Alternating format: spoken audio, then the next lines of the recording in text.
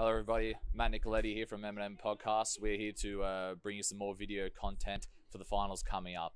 Now we have NPL 1 Gungahlin United with their coach Marcial Munoz and their captain Jack Green. Thanks for joining me today, guys. So we'll just start with first and foremost, congratulations on making the final. And then let's start with just the final series. Sort of a mixed bag of results in the end, a draw, a win, and a loss. How do you, Marcel? How do you sort of reflect on how the final series went for you guys in terms of your performance? It's been a really mixed bag of obviously results. Performances as well haven't been as good as what we had anticipated. However, look, we managed to do enough obviously to find ourselves in this situation. So, we're grateful and happy that we're here. And in terms of the final series as a whole, I'll go to you, Jack, on this one. As a player, do you prefer the idea of playing each other, playing every other team once before you might verse them in the final? Yeah, I mean, it's finals football is always different to the regular competitions. So I mean, I guess this year's been a bit of an odd situation with COVID in terms of the format of the season itself. But in terms of kind of seeing how each team is progressing, and then obviously in the finals, it's always, I guess, good to have a feel of where your competition is at. So in that regard, yes, mind you, I think I could probably speak for most people that we probably would have liked the previous format of previous years, but obviously it's a bit of a odd situation this year. But, yeah, what can you do? Are you the same with that, Marcel, or do you see a lot of positives in this new final series? Oh no, I'm with Jack, and I think I'm a traditionalist in the sense. So I think that, all things considered, I think Canberra football should have run a competition either first past the post or a similar format to the models they presented to all the clubs initially. And so since they moved away from that, it took the structure out of what we had anticipated based on their modelling. And so it's at least for a club like Gungahlin, who had a very deep squad, who anticipated to play 21 games, and be it we couldn't get the 21 games in naturally, obviously because of COVID. We could have got in 14 decent games if we had played the midweek games. So I believe that although we haven't, and I won't, I'll never say we've been disadvantaged. I think that the structure, the structure of the competition doesn't allow for teams to get going, especially not as deep as the one that we had and what we had planned to do. And we've talked a bit about the Gungahlin philosophy with you, Marcel. So I'll ask you, Jack, as a player and as a captain, is that sort of your how does the Gungahlin philosophy feel to you guys when you sort of try and implement it on the pitch? I mean, it's something that Marcel's ingrained into this, not just this team, but the football club since he's arrived as head coach. I think that's a major part of the inconsistency towards the middle of the season for us this year. I think we've touched on it at training that we've kind of lost that philosophy and the essence of how we play, and especially last week against Kuma, I think we've regained a small part of that, which we want to build on. But every player that comes to this club knows that the philosophy, who you are as a person, who you are as a player, you have to buy into that club philosophy, and it's definitely a big part of this club and the community, and I'm sure it will be moving forward as well. And what did you guys think about sort of the standard of play in NPL 1? I know it was sort of a difficult off season, on and off with COVID and whatnot. But what did you think about the standard of the play and the amount of competition you had? I know, like, even with some of the bottom four teams, you've seen someone like a Woden or someone who have picked up form in the last 5 games, sort of thing. So what did you think about the general competition? Oh, look, I think year to year it gets better. We're seeing a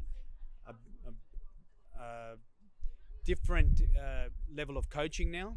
More knowledgeable coaches who have been through, whether they're licensing or through other coaches, more experienced coaches, and have had that foundation of understanding, and I think that we're seeing a higher standard of play. Although I would argue though that even for myself, I'd like to see an even higher standard, an even more competitive league across, the whole competition. But as a whole, I think that the gap between, say, first and even eighth is very, very small now. The margins are getting smaller, and that makes for a great competition. And how about you, Jack, as a player? Do you feel the same with the standard of competition in the past couple of years? Yeah, very much so. I mean, there's a lot of players that have played locally for a long time, and obviously new coaches coming in bring new ideas.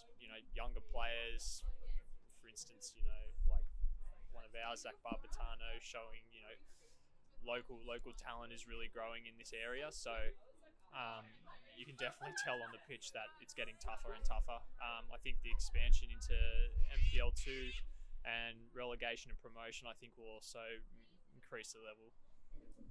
And we'll sort of focus on the final now. Of course, you got Canberra Croatia in the final, and in saying that, I'll go to you first, Jack. What are your thoughts on playing Canberra Croatia in the final? They've been the most consistent team this year. They're undefeated for a reason. They've got a very talented bunch of guys, a mixture of youth and experience, and they've won the season for a reason. So we're expecting a very tough challenge. But on the flip side, I definitely think we're going to put up a different proposition for them on the weekend than what they experienced a couple of weeks ago with us. That was going to be my question to you, Marcel. Do you guys, after that match a couple of weeks ago, do you guys have sort of feel like you have something to prove, or is it just a clean slate because it's the final and you guys are the reigning champions after all? Oh, look, I think let's first and foremost remove the tag of reigning champions. Every year starts clean. There's no champions. There's just teams who fight it out. In terms of what we put up a few weeks ago, very disappointing. We were clearly outplayed by a better opponent on that day, and we didn't turn up. So I'm hoping, and we've certainly trained towards making some drastic changes in the way that we approach the game and the way that we approach this particular grand final. But we needed to be humbled, and whether it was Deakin, that Deakin game, because it could have also been the Belconnen game beforehand, where we didn't perform very well at all. So I think we've really woken up now, and very similar to last year when we lost 7-2 here to Olympic. It really turned us around and turned our season around. So hopefully this weekend we can go back to what Jack mentioned. Is our essence of who we are, the DNA that what led us to last year's championship.